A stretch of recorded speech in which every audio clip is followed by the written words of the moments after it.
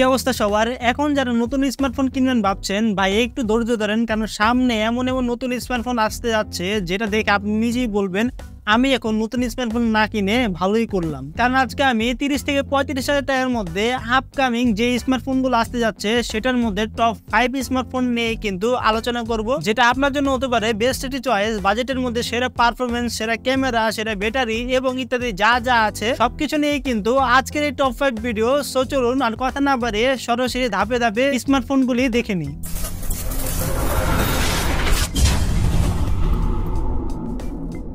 Alright, ভিডিওর শুরুতেই কথা বলা যাক OnePlus নিয়ে। OnePlus Nord 5 সামনের মাসে কিন্তু আসতে যাচ্ছে, প্রায় 8 থেকে 9 তারিখের মধ্যে কিন্তু লঞ্চ হয়ে যাবে। সেই ফোনটিতে আপনারা 6.77 ইঞ্চের ডিসপ্লে পেয়ে যাচ্ছেন, যেটা ফুল এইচডি প্লাস আবার ওলেড ডিসপ্লে, এবং যেটা রিফ্রেশ রেট রয়েছে হলো 120 হার্টজ এবং প্রসেসর হিসেবে রয়েছে হলো Qualcomm Snapdragon 8s Gen 3 Plus LPDDR5X Plus Android এর যে 15 আপডেটটা আছে সেটা কিন্তু নিয়ে আসতে পারে। আর ক্যামেরা হিসেবে ব্যবহার করা হতে পারে 15 মেগাপিক্সেলের iOS প্লাস 8 মেগাপিক্সেলের আলট্রা ওয়াইড প্লাস 16 মেগাপিক্সেলের সেলফি ক্যামেরা ব্যবহার করা হতে পারে এই ফোনটিতে। আর ব্যাটারি হিসেবে ব্যবহার করা হতে পারে হলো 6650 mAh এর সিলিকন কার্বন, আর চার্জিং সাপোর্টেড 80 থেকে 100 ওয়াট কিন্তু চার্জিং সাপোর্ট করতে পারে। সো কেন আপনি তাড়াহুড়া করে এত জলদি ফোন কিনবেন? একটু ধৈর্য ধরেন, কারণ বাজেটে শক্তিশালী প্যাকেজ কিন্তু আসতে যাচ্ছে, যেটা ব্যাটারি, ডিসপ্লে এবং পারফরমেন্স কিন্তু খুবই ভালো। নাম্বার 2 তেও কিন্তু রয়েছে OnePlus Nord CE 5, যেটা 8 জুলাই কিন্তু লঞ্চ হতে যাচ্ছে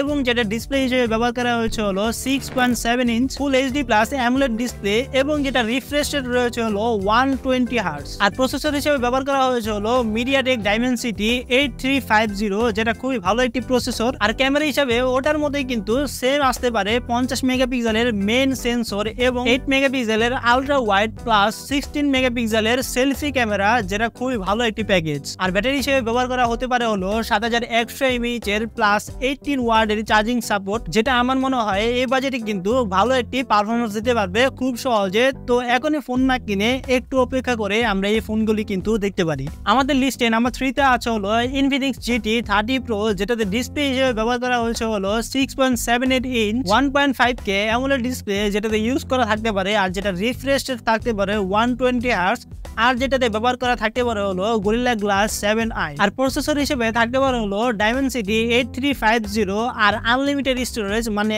আপনি কিন্তু 8GB/12GB ROM এবং RAM হিসেবে পাচ্ছে হলো 256GB UFS 4.0। আর ব্যাটারি হিসেবে থাকতে পারে হলো 5500 mAh এর প্লাস 45 ওয়াটের চার্জিং সাপোর্ট কিন্তু থাকতে পারে। আর হ্যাঁ, আরেকটি কথাও কিন্তু বলতে ভুলে গিয়েছি, এটাতে কিন্তু ওয়্যারলেস চার্জিং সাপোর্টও কিন্তু থাকতে পারে। আর ক্যামেরা হিসেবে আসতে পারে আশা করা যাচ্ছে 128 মেগাপিক্সেলের মেইন ক্যামেরা প্লাস 8 মেগাপিক্সেলের আলট্রা ওয়াইড প্লাস 13 মেগাপিক্সেলের সেলফি ক্যামেরা, যেটা দিয়ে আমরা 4K 60 FPS এ কিন্তু ভিডিও শুট করতে পারবো। আর যেটাতে এক্সট্রা অনেক কিছু থাকবে, আর RGB লাইটিং এর সিস্টেম কিন্তু এটাতে থাকবে। সো বলা যায় কিন্তু বাজেটে গেমিং এবং ওভারঅল এক্সপিরিয়েন্স কিন্তু এই ফোনটি দিয়ে অনেক ভালোই পাওয়া যাবে।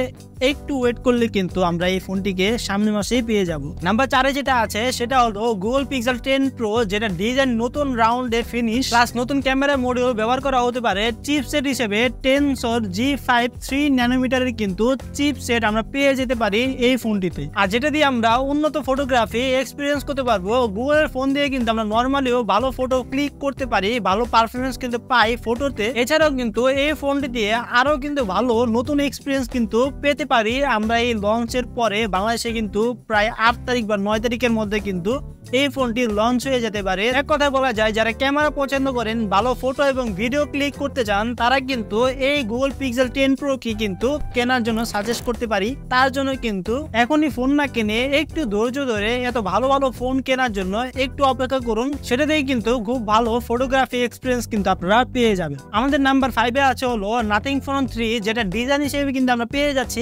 গ্লিমার light panel plus triple camera setup. ডিসপ্লেতে কিন্তু আমরা পেয়ে যাচ্ছি 120 Hz রিফ্রেশ রেট, আর ব্যাটারি হিসেবে ব্যবহার করা হয়েছে হলো 5000 mAh এর ব্যাটারি, যেটা 100 ওয়াটের চার্জিং সাপোর্ট কিন্তু করতে পারে। আর প্রসেসর হিসেবে ব্যবহার করা থাকতে পারে হলো Snapdragon অথবা Dimensity 9400 প্লাস। এই দুইটা প্রসেসর থেকে একটি প্রসেসর দিয়ে কিন্তু এই ফোনটি আসতে পারে। তাই স্টাইল এবং পারফরমেন্স একসাথে যদি দুইটি আপনি চান, তাহলে কিন্তু এই Nothing Phone 3 আপনার জন্য বেস্ট একটি চয়েস হতে পারে। সেই ছিল আপকামিং এই 5টি ফোন, যেটা কিন্তু আপনি বাজেট অনুযায়ী কিন্তু ভালো পারফরমেন্স পাবেন, ভালো ক্যামেরা পাবেন, ভালো ডিসপ্লে পাবেন। এখন ডিসিশন আপনার ভাই, আপনি এখন ফোন কিনবেন নাকি তাড়াহুড়া করে, নাকি আপনি কিছুদিন ওয়েট করে ভালো পারফরমেন্স যুক্ত ফোন কিনবেন, সেটা আপনার উপর কিন্তু ডিপেন্ড করে, আর আপনার চয়েসের উপর কিন্তু ডিপেন্ড করে আপনি কোন ফোনটা কিনবেন। এই ছিল আমাদের আজকের ভিডিওটি কেমন লাগলো কমেন্ট অবশ্যই প্লিজ জানিয়ে দিবেন। চ্যানেল সাবস্ক্রাইব করতে বলবেন না, একটু লাইক করে দেবেন ভিডিওতে। সবাই ভালো থাকবেন, সুস্থ থাকবেন, আল্লাহ হাফেজ।